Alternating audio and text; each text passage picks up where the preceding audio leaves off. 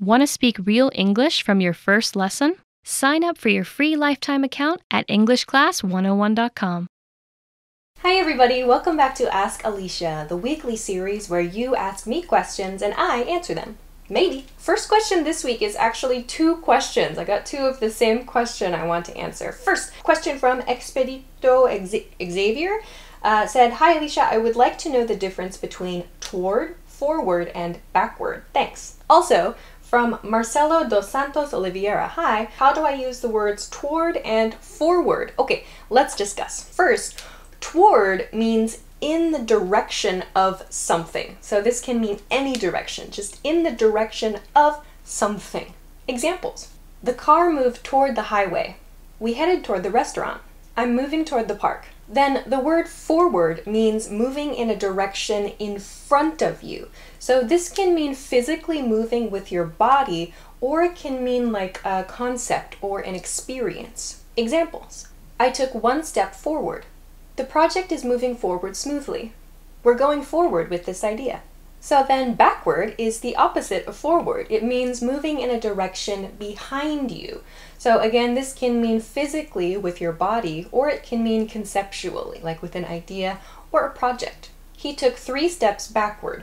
The project moved backward because of the mistake.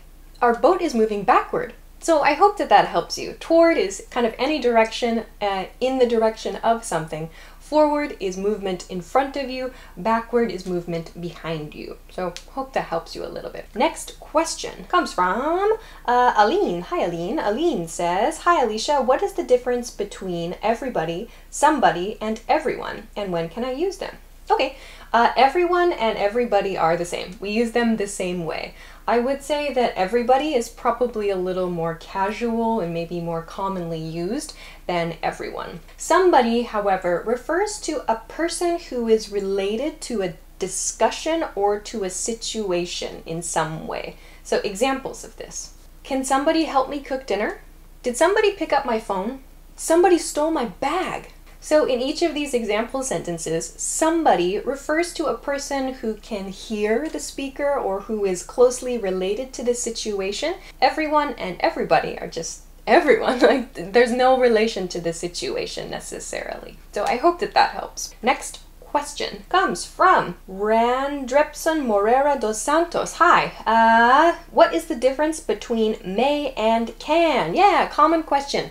Please check the 10-minute and 50-second mark of this video. I talked about may and can and the differences and some examples in this video. So please check this out. I hope it helps. Next question comes from Tan Teshin. Hi Tan. What's the difference between difficult and hard? Okay, difficult and hard. Yeah, if you're talking about the level of challenge of something, they have the same meaning.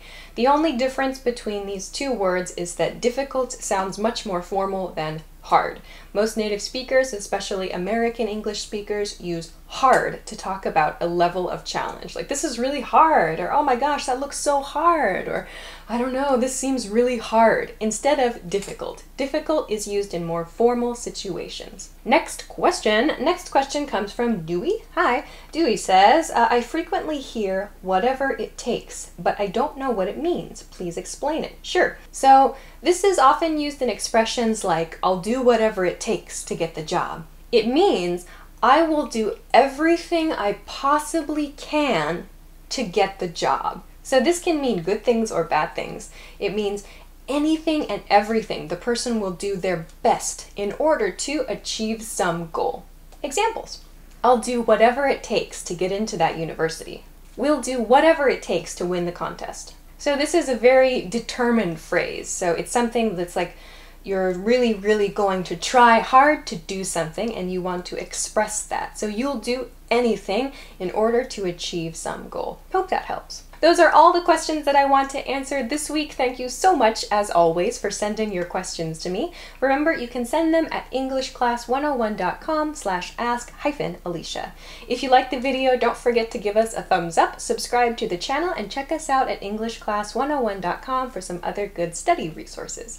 Thanks very much for watching this episode of Ask Alicia, and I'll see you again next week. Bye-bye!